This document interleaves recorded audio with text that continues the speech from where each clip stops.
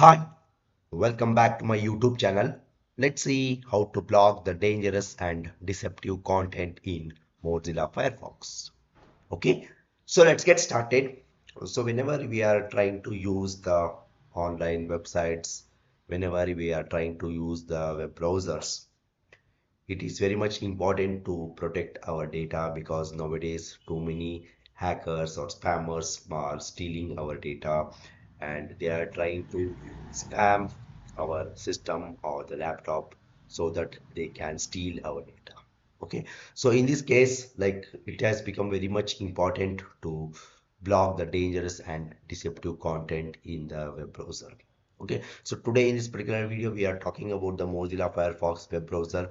So in the Mozilla Firefox web browser, we see like how to block the dangerous and deceptive content. Okay, so let's get started. So let's try to open the Mozilla Firefox. On the top right hand side here, you can see the three lines, open application window.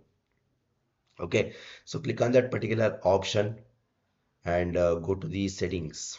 Once you go to the settings, on the left hand side here, you can see general, home, search, privacy and security and all. So click on privacy and security and try to scroll down.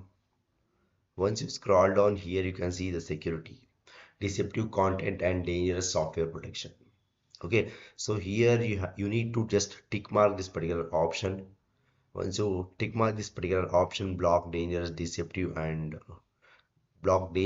deceptive content, just try to tick mark, and that will block the dangerous content and it will warn you about unwanted and uncommon software. Okay, that means like whenever you are trying to download some of the applications or a software, if it is dangerous and it is some kind of spam software or spam application, it will warn you like whether you really want to download that particular software or application. Okay, so you need to just tick mark all these options in order to protect your system or the device and protect your system from the deceptive content and dangerous software.